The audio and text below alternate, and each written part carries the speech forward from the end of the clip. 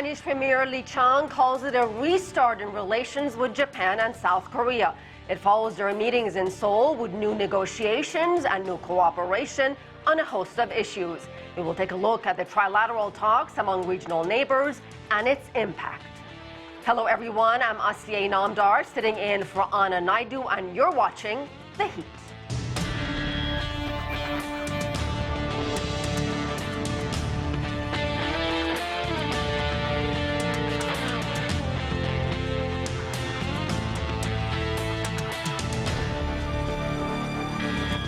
After more than a four-year hiatus, China, South Korea, and Japan have resumed their trilateral meetings. They made progress towards a free trade agreement in 2 days of talks in Seoul. China's Premier Li Qiang urged Japan and South Korea to reject protectionism and uphold the values of economic globalization. Jack Barton has more from Seoul. From the pandemic and inflation to major conflicts and oil shocks, the world has changed in many ways since the last major summit between China, Japan, and South Korea in 2019. 纷繁复杂的各种变化当中，也有很多不变的地方。 In the midst of all the complex changes, there are many things that remain unchanged, especially the willingness of our countries to seek cooperation for mutual benefit and win-win results. And our people's pursuit for peace, development, and living in contentment has never changed. In the case of China, Japan, and South Korea, our mutual relations have remained unchanged. The DPRK's nuclear and missile programs have seen Japan and South Korea deepen security ties with the US, a point highlighted by Pyongyang's announcement of an imminent military satellite launch just hours before the summit. Though Japan and South Korea have in turn resisted pressure from Washington to economically decouple from China. South Korea's president said deeper trilateral cooperation was crucial for regional stability. 양자 관계에서 풀기 어려운 문제도 Issues that are difficult to resolve bilaterally may also be addressed through trilateral cooperation. We hope to expand the scope of cooperation with regional partners on the solid foundation of trilateral cooperation. Furthermore, we hope that our three countries will unite to address global challenges together. The top business leaders of all three countries also convened here in Seoul to discuss ways of deepening regional economic cooperation. They were joined by Li, Kishida and Yoon, who announced a resumption of negotiations towards a broad trilateral free trade agreement. Now it is time for the government and business leaders to join forces to elevate the level of trilateral cooperation. Ahead of the trilateral, South Korea and China also agreed to establish formal channels for expanded diplomatic and political dialogue, as well as work towards phase 2 of their own bilateral free trade deal. Jack Barton, CGTN, Seoul. A lot to talk about. Let's bring in our panelists from Beijing. Victor Gao is a chair professor at Soochow University. Also from Beijing, Einar Tangen, he's a senior fellow at Taihe Institute and chairman of Asia Narratives. Jenny Town is a senior fellow at the Stimson Center. She joins us here in Washington, D.C. And from suburban Washington, Sourabh Gupta is senior Asia-Pacific International Relations Policy Specialist at the Institute for China-America Studies. Victor, let me begin with you. The world definitely is a different place since these leaders met, these three countries met more than 4 years ago. Talk about the significance of these talks. What was China hoping to achieve, and did it? Thank you very much for having me. First of all, the fact that this trilateral relations and trilateral meetings are taking place in itself is a major step forward, because for many years, this system has grounded to a halt for many reasons, the COVID, and then the US putting pressure on both Japan and South Korea to back away from closer economic cooperation with China, geopolitical reasons, you name it. And I think the fact that the leaders of three countries gathered in South Korea to talk about closer relations is, for example, making their trilateral relations more realistic, more pragmatic, and all these three countries realize that they really need to address with these economic realities, because three countries face different challenges, but then other things being equal, these three countries do have a lot of logic to improve and strengthen their cooperations, despite of all the other geopolitical complexities, not only in our part of the world, but in the whole world at large. Therefore, I personally hope that these three leaders will really engage with each other, and the business leaders will thrash out all the details and the complexities. How can we increase our cooperation? And we can put aside the geopolitical complexities, at least for the moment, to focus on how these three countries, which are still highly complementary towards each other, can close rank and focus on really what matters most. That is to improve the living standards of the people in China, in Japan, and in South Korea. Victor, you put a very, very positive spin on these discussions. And you're right, the fact that they even met is an achievement by itself. But there's a lot of issues, challenging issues, also on the table. Einar, let me go to you. Talk about how they address some of those politically sensitive issues, if you will, from Taiwan to South China Sea to wars and conflicts and instability around the world. Well, it was very carefully choreographed. First, they had these bilateral meetings. Of course, Taiwan came up. North Korea as well. Just before this summit, both Japan and South Korea blacklisted a number of companies that were, in fact, or they are being accused of doing trade with North Korea. Obviously, North Korea was very happy. They were trying to derail it, the announcement of the satellite launch, et cetera, not playing very good regional politics. But in terms of doing this, the important thing here is they issued a joint communique that was not necessarily a given, but very, very well prepared. These are two leaders, both Yoon and Kishida. They have been told very clearly by their populations that they expect economic progress. Both of them are suffering, from very low poll numbers, historically low, and they rose to the occasion. They were willing to talk, and that was the most important part of this. They were willing to put aside the politics, as Li asked them to do, and concentrate on the trade. This is really about tariffs versus trade, barriers versus the regional comprehensive economic partnership. There are many areas of ideas that they want to further get involved with: climate, health, trade, supply chains, IP, international and regional peace, and of course denuclearization. I know you brought up DPRK, which tried to launch its second military satellite. I had warned these countries it planned to do that. I want to get to that in a moment, but let me go to Sourabh Gupta. Sourabh, how much of a delicate balancing act is this for Japan and South Korea? They want to maintain a good relationship with China, but they also want to maintain a good relationship with the United States.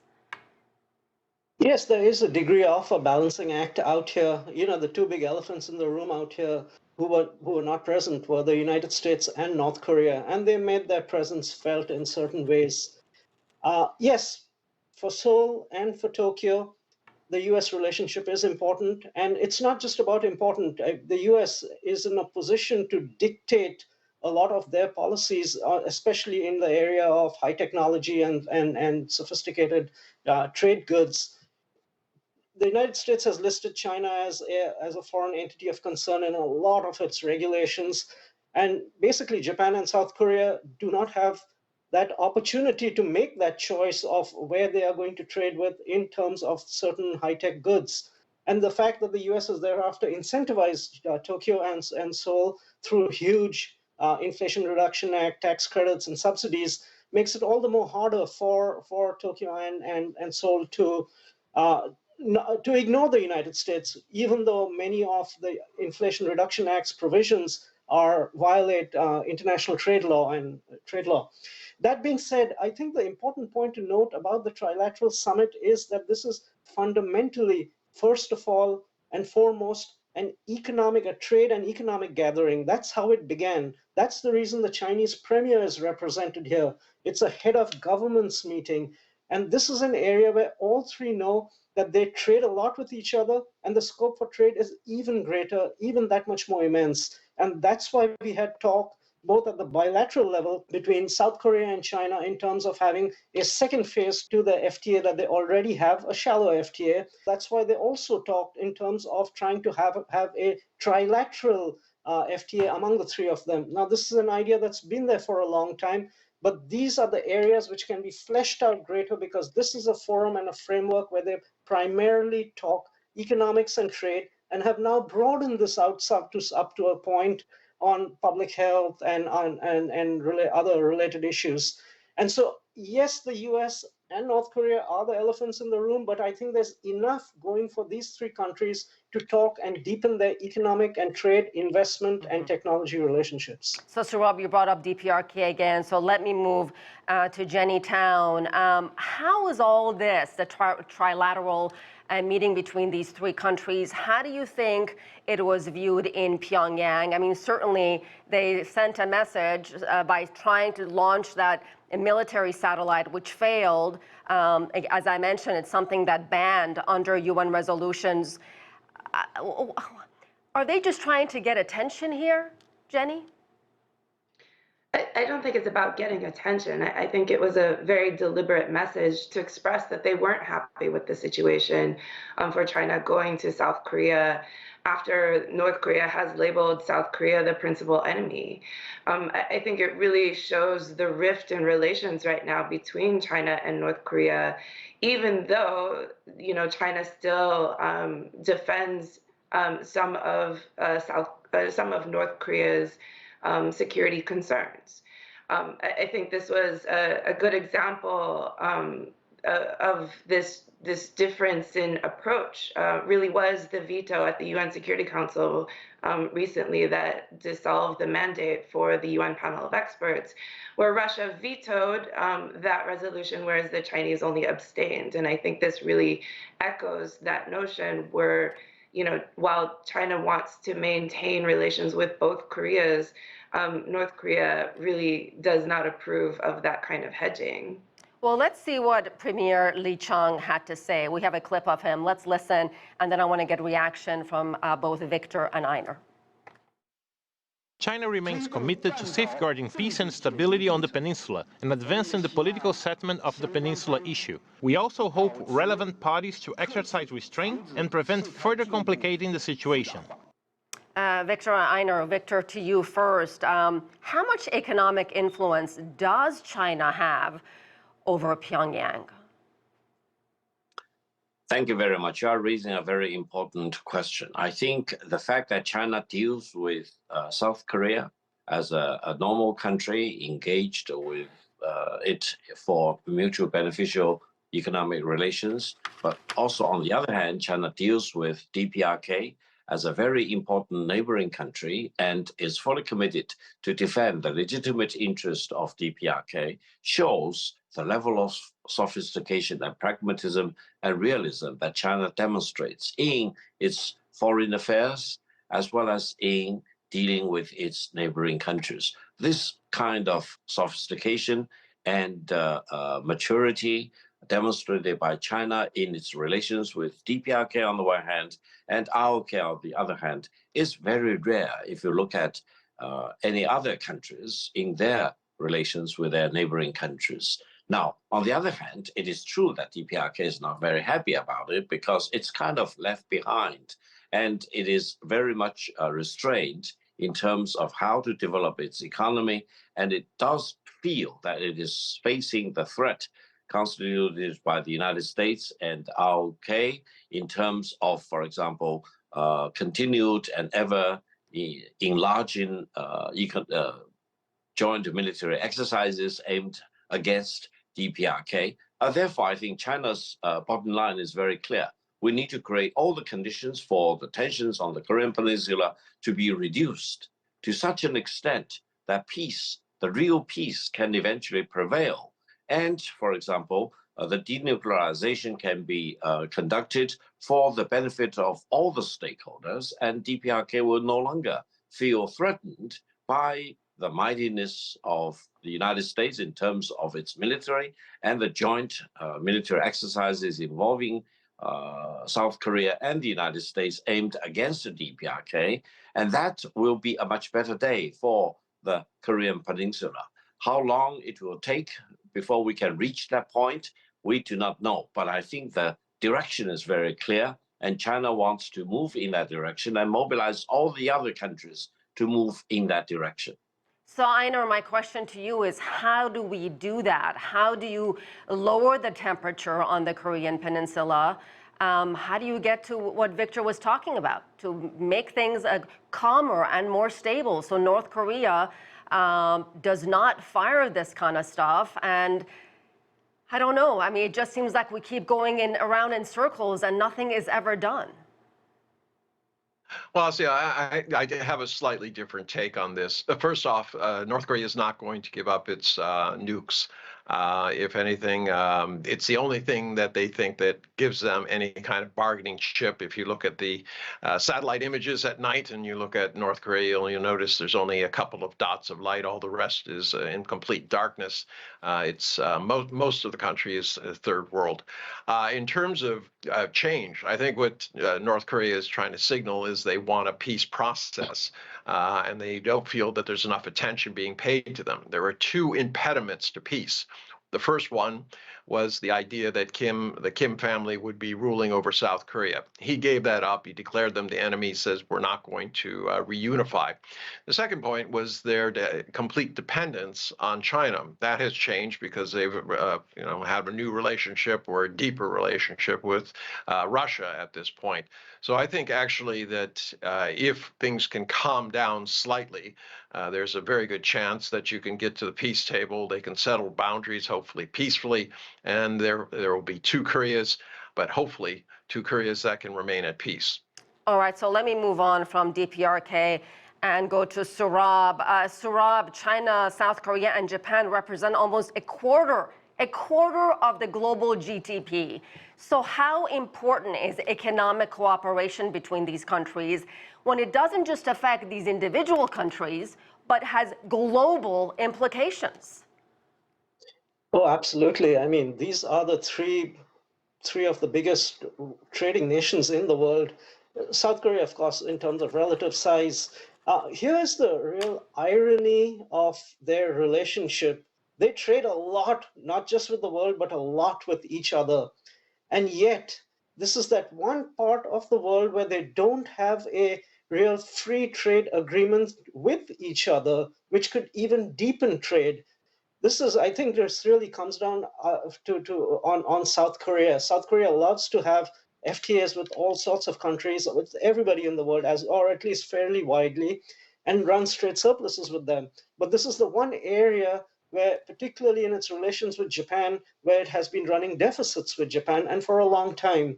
And therefore, it's very leery of getting into that conversation with Japan in terms of a free trade agreement, because it feels that those deficits will become even larger.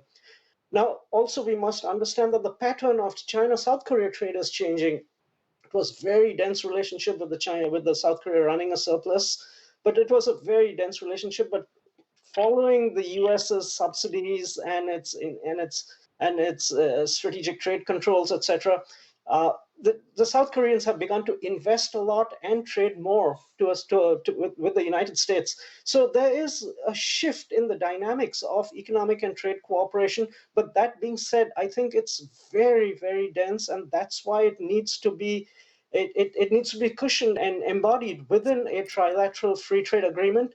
I'm glad to see that at this very summit, they moved forward in terms of having cooperation among their patent offices. These guys, it's a phenomenally in part of the world in terms of many high-tech products, goods, and services. And the fact that the patent offices are having conversations with each other and trying to streamline processes, I think will make that process that much more efficient and smoother. So yes, I think China has been right to say that economics and trade must not devolve into politics and security. Let's keep it to economics and trade, because that is really the lifeblood of our relationship and our engagement with much of the world. And I hope that they will be able to maintain that focus. And this trilateral summit in particular, as I mentioned, really is trade and economics driven. And I hope that they will be able to deepen those roots in that within this framework. So Jenny, I have to come to you. What do you think about what Sourabh had to say, and how does South Korea view all this? No, I agree that this is a really important moment for all three countries in terms of their economic cooperation. And I think it does test especially South Korea and Japan and the role that they've played with the United States in advocating for sort of values-based trade order.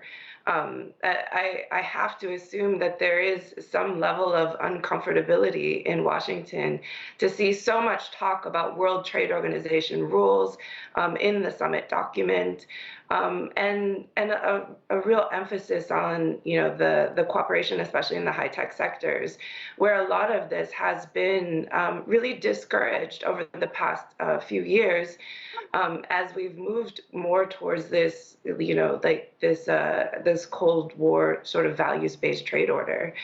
So it is a huge move, especially for the South Koreans on this side.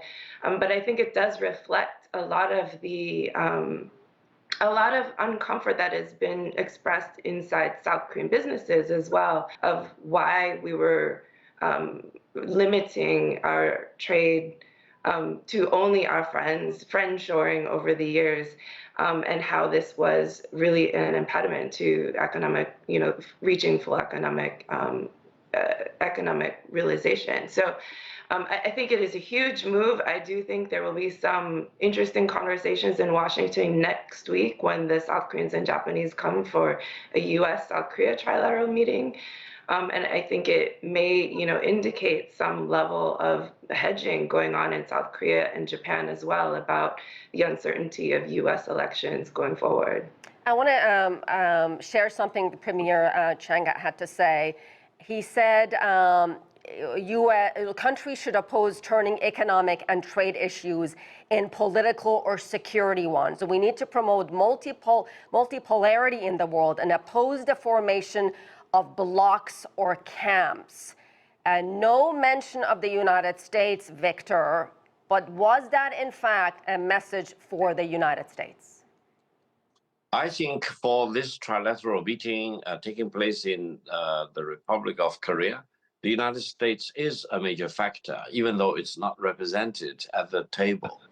I would say one example is that China is a major exporter of garlic to Japan, and I think also to ROK. Now, garlic is garlic. Don't politicize garlic. Don't weaponize garlic. Don't consider garlic exported by China to Japan is a political weapon, for example, or has ideological tinge to it. No, we need to be pragmatic. Many of the trades between China, Japan, and South Korea are purely trade. You should avoid to apply an ideological color to such trade. And I think if everyone listens to Washington, they probably want to reduce trade between China and South Korea, between Japan and South Korea to zero. And they should all engage with the United States to separate from China. This will not be a positive step going forward. This will not really enhance security and stability in our part of the world. So I do hope the United States will also be very pragmatic and also call a spade, rather than try to inject ideology or so-called values into anything. You cannot inject a value into garlic that China exports to Japan.